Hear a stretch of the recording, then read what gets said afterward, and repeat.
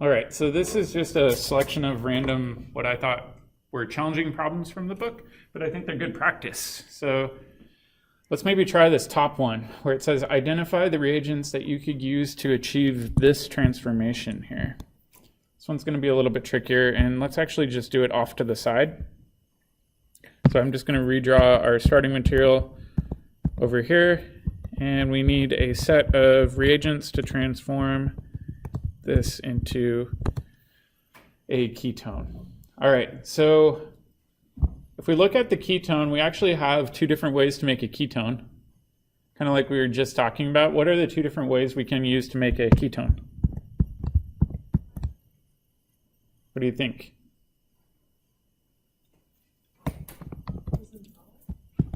Yep, so one is ozonolysis. So we do O3 and DMS from an alkene.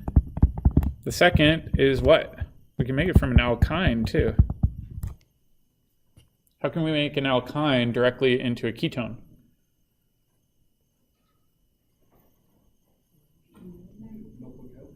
It's not 9-BBN. In fact, if you had 9-BBN, that would give you an aldehyde, assuming the alkyne's terminal.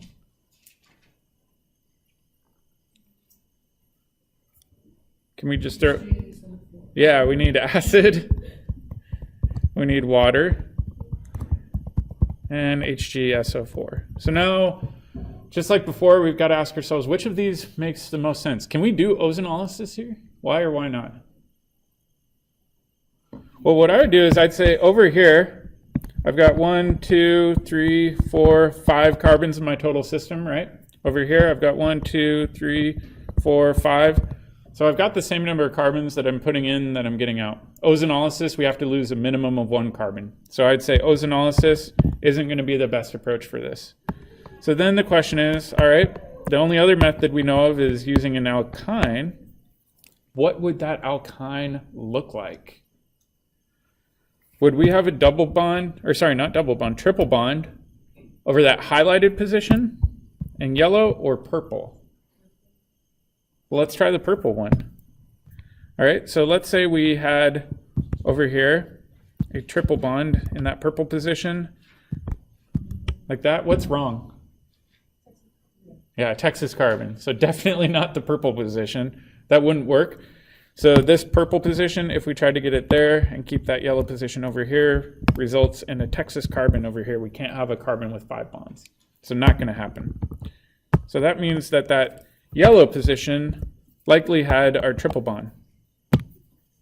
So then I'd say, all right, this was the yellow position.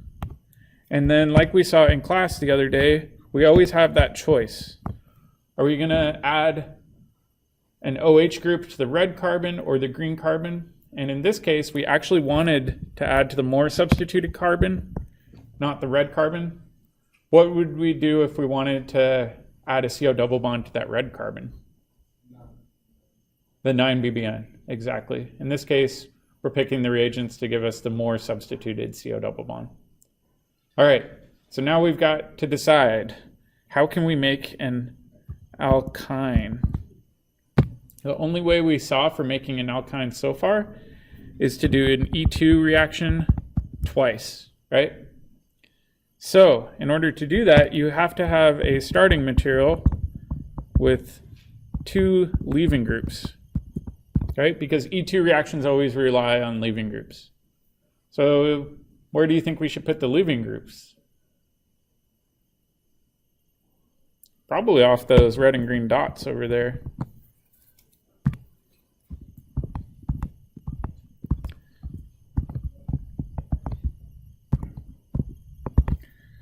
So this is our red carbon, and this is our green carbon. And now we can go ahead and we can do this E2 reaction twice, but we need to actually list the reagents that are necessary to do this E2 reaction twice.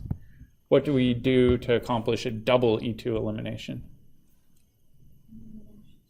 Yeah, NaNH2. And we need a lot of it, right? Because we're doing it twice. So I'd say NaNH2 in excess. However, we also have to ensure that this little proton hanging off the end is still there. So how do we ensure that that proton's on there? Yeah, just wash it with water. All right, so now we're getting close. Question is, how can we add those 2 bromines to our starting material? Br2, exactly. So now we can go ahead and kind of erase this other stuff, and we can say, all right, now we've got a pretty good plan of attack for making this happen pretty quickly using the chemistry that we know, at least. We'll see later on in the year some faster ways of accomplishing this too. Make sense? All right, next one. A terminal alkyne was treated with NaNH2 followed by propyl iodide. Let's skip that one. That's something we'll learn how to do tomorrow in class. Essentially, it allows you to add carbons back in by doing SN2 chemistry. 961 is a good one. So I'll give you a minute to think about this one. It says the following reaction does not produce the desired product. So you can see in this reaction, what they were attempting to do was to use NaNH2. So NH2 we said is a good base, has a negative charge. They were attempting to pluck off this proton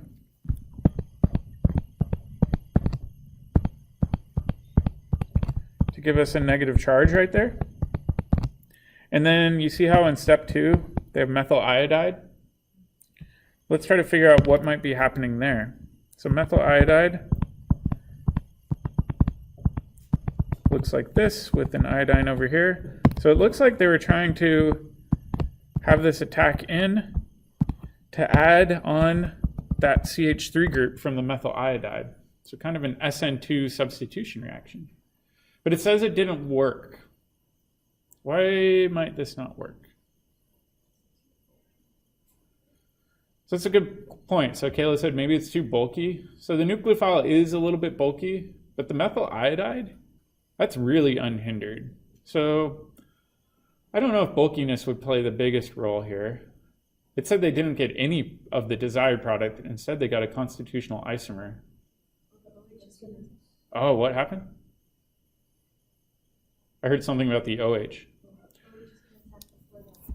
So what's more acidic, this or that, according to the cardio rules?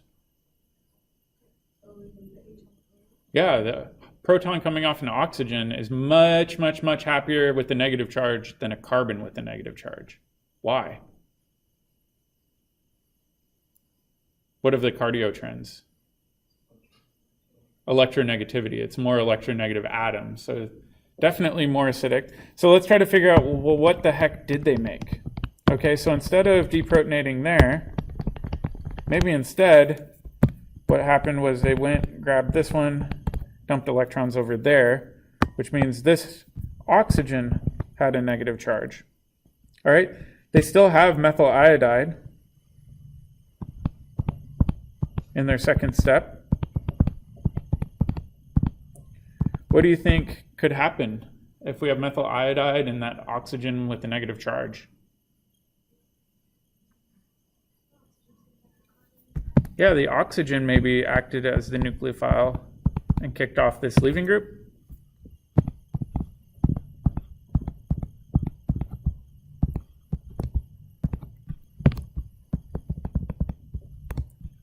And the alkyne just kind of hung around and watched the whole thing happen.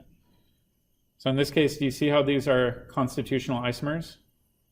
Only difference is where the methyl group ended up. They inadvertently didn't think about the acidity of that OH group.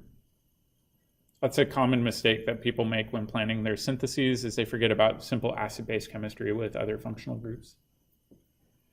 All right, 962. I think this was actually a pod at some point in time. Maybe not this term.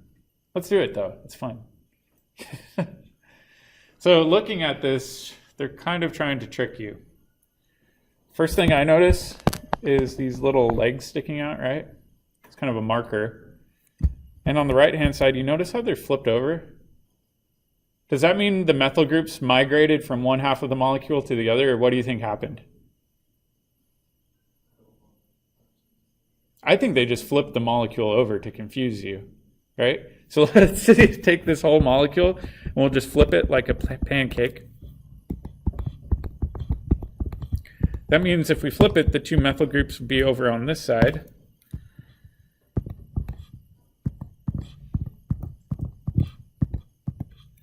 And the CO double bond would be on the right side. And it would look like that. Does that make more sense? So they were trying to throw you off the trail by having the molecule flipped around like that. So these are exactly the same. All right, so now the question is, well, what really changed in this molecule?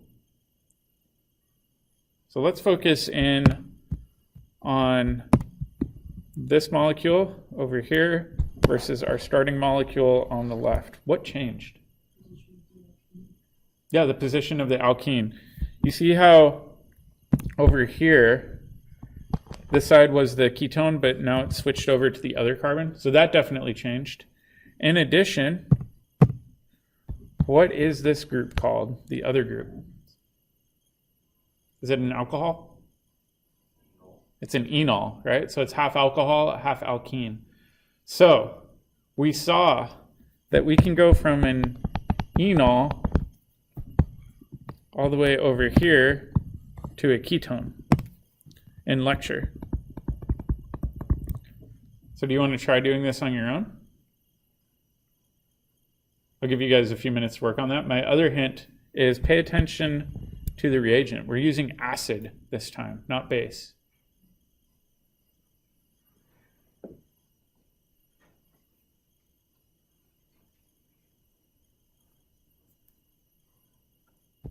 While you're doing that, I'm just going to copy things over so we can do it too.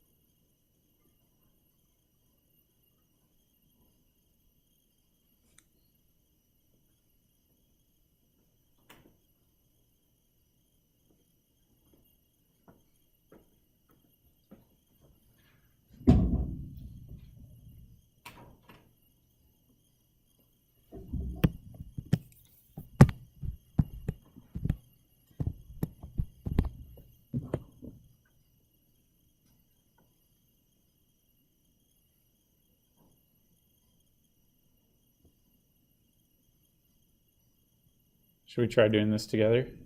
All right, so let's get a little bit of help. What do you think the first step's going to be? Alkene. Okay, so then the question is, will the positive charge be where I've highlighted in yellow, or will the positive charge be where I've highlighted in purple? Let's think about it. Let's try both.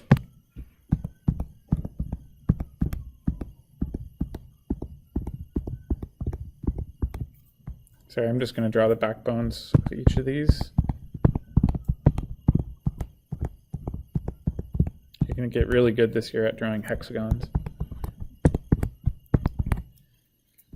All right, so let's say we have the positive charge there versus the positive charge over here, right? So that's kind of the debate right now. Which one do you think is more likely and why?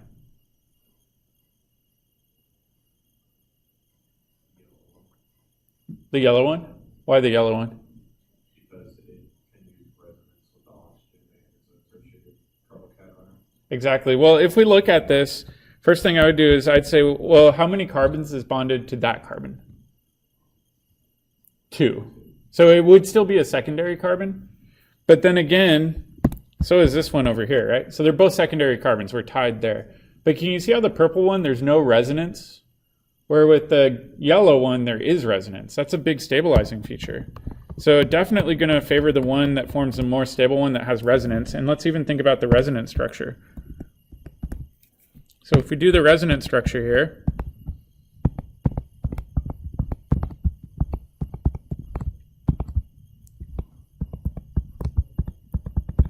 we all of a sudden are looking a little bit more ketone-like. All right, so like I said, ultimately with this molecule, we want this whole chunk over here to be a ketone. That's what was shown in the final product. So how can we make that side into a ketone? Could deprotonate it, right? So let's go ahead and consider doing that. So we still have water floating around. So water could act as a weak base. Grab that, kick this off, and we're on our way.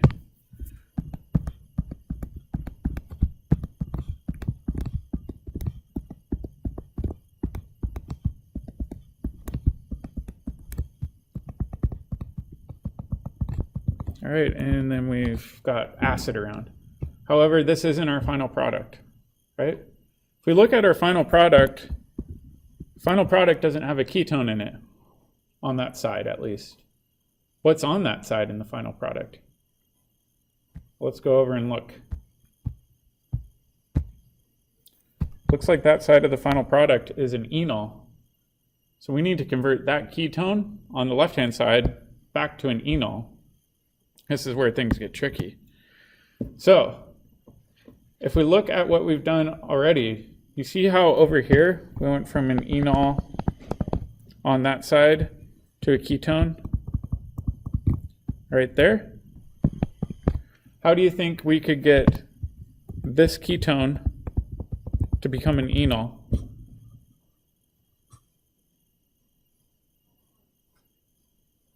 I bet we do things basically just in reverse, but with that half of the molecule, right? So let's try to figure out how to convert that ketone back to an enol using basically the reverse methodology.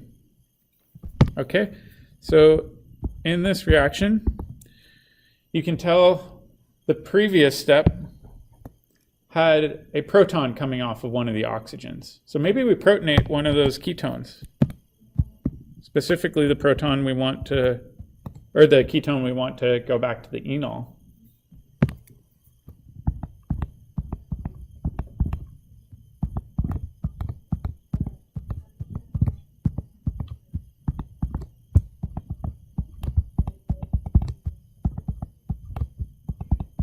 Okay, so now if you think about it, right, this looks a heck of a lot like that. So we're kind of going in reverse.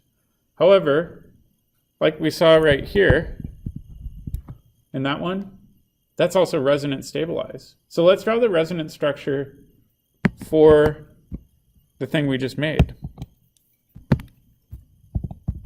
So we'd say, well, if we do resonance, we can actually shift the electrons up to that oxygen.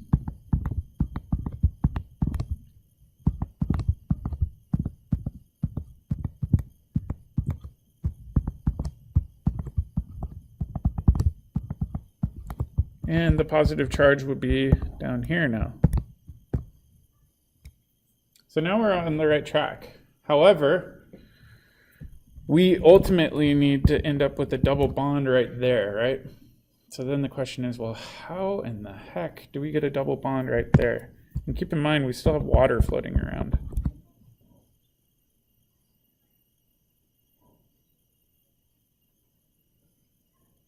Well, let's go back over here.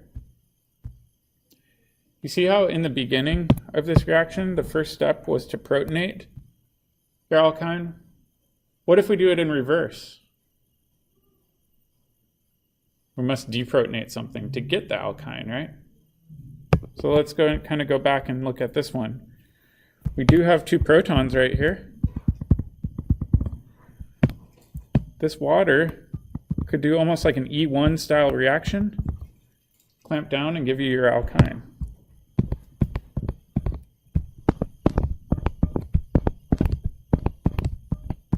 So this one I think is a pretty challenging problem, but if you can do this, you've mastered the enol tautomerization that we did in class. Does that make sense? It's a little bit steppy, but this is the overall reaction view. So things kind of flip-flopped around. All right. Normally, students get frustrated with this, where they say, well, you just told me multiple times throughout lecture that enols prefer to go to ketones.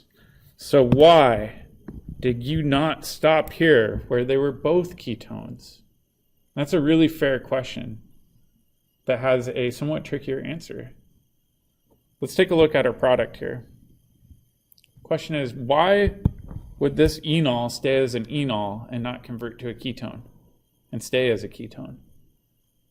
Well, let's think about this proton over here. This proton kind of hanging out like that. What could that proton do?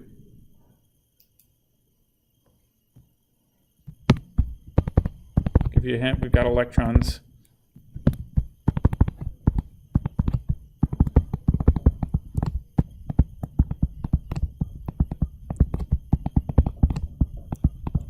That proton will actually H bond to itself. And the cool thing about doing that is when it hydrogen bonds to itself, it forms a 6-membered ring, which we know is really stable. So it actually kind of sticks together, and that's why it prefers to be in the enol form. Like I said in class, it almost always prefers to be the ketone. This is a weird example where it doesn't quite. So don't freak out if this was scary. I won't throw anything like this at you on the exam because this is pretty complicated, but make sure that you do know how to do the tautomerization using either acid or base. For the last step, would you have to keep the reaction hot to prevent the lone pairs on the water from just attacking the carbocation instead of the beta protons? Sorry, you're saying the lone pairs on the oxygen from attacking the carbocation, like On the water that's attacking the beta proton? like that?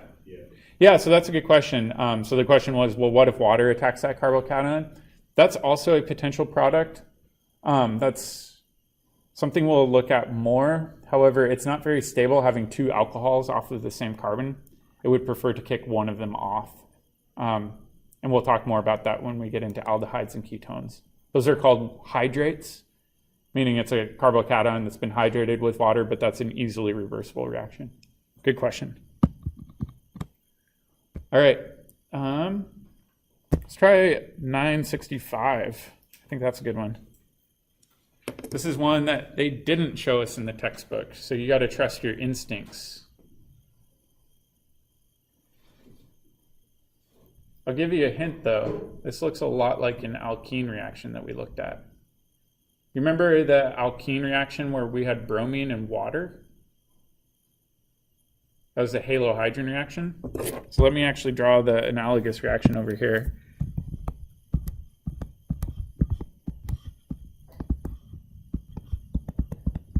What would the product of the similar reaction be if you had an alkene? We've got 2 different positions on here, right? Red and purple. Where would the bromine end up? On the purple side? Would we also get a bromine off the red carbon? No, we would get an OH group. So to me, this looks kind of similar to what we've seen before. All right, so now we've got to kind of make sense of what a plausible reaction mechanism could be. So what I'm going to do is I'm going to go way down here.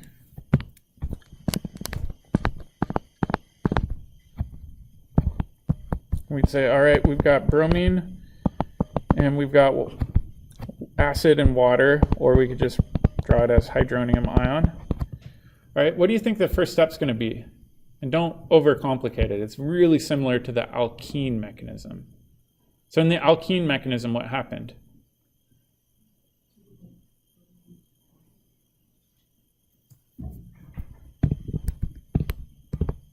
So if you remember, if we had an alkene, we would get something like that, right? However, this time we started with a triple bond. So maybe it looks something like that. I'm actually not even sure. I haven't looked at the solutions manual. That would be incredibly strange, but who knows? Maybe that's what's going on here. And then water potentially could attack that more substituted side, just like we saw previously.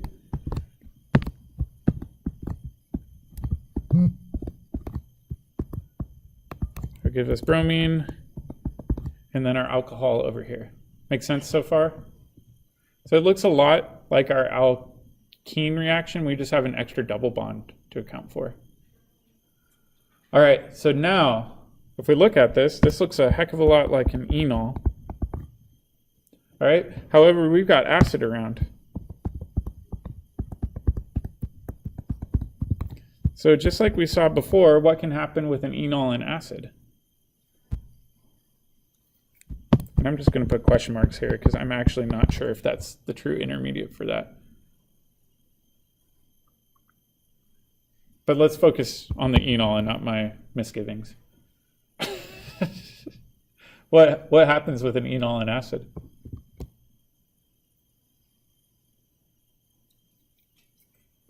Well, we just saw that the pi bond could steal this proton, right? So then we'd say, all right, is the positive charge going to be on one side over the other?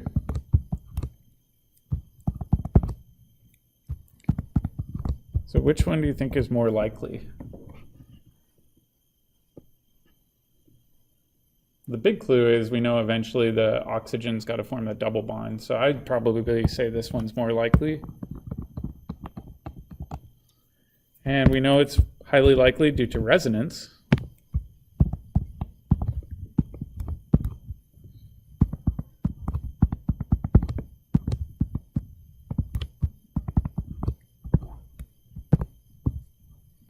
All right, and we've got water floating around still.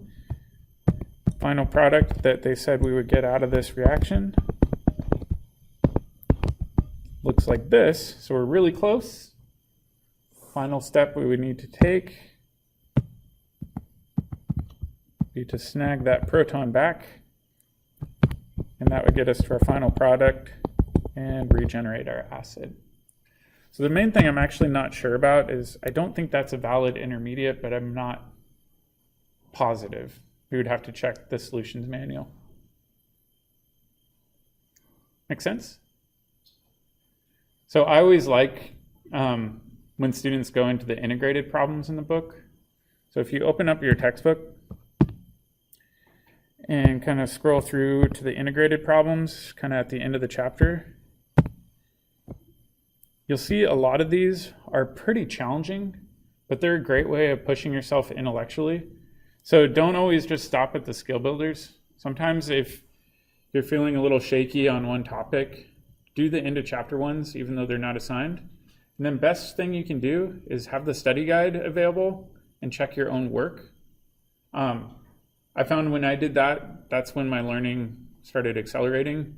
So rather than waiting for my professor to mark up any of my given homework problems, I started just doing problems and treating myself like a professor and correcting my own work. And every time I caught my mistake, I was far less likely to make that same mistake in the future. You can even do it with friends. So for example, I remember my study group, there's about 4 of us. We would get together a few times a week and do a bunch of book problems. And our favorite thing was catching each other's mistakes because it made us feel smart and special. So if you get a group and try to always correct one another, that's another really good way of kind of drilling it into your head. I know without my study group, I probably wouldn't have passed organic chemistry. I relied on my study group for moral support and to kind of spot my mistakes while we were working through problems together. So don't be afraid of working in groups. I know it feels weird and scary, especially if it's somebody that is older than you or younger than you or, I don't know, different background than you, but you're all in the same trenches together right now.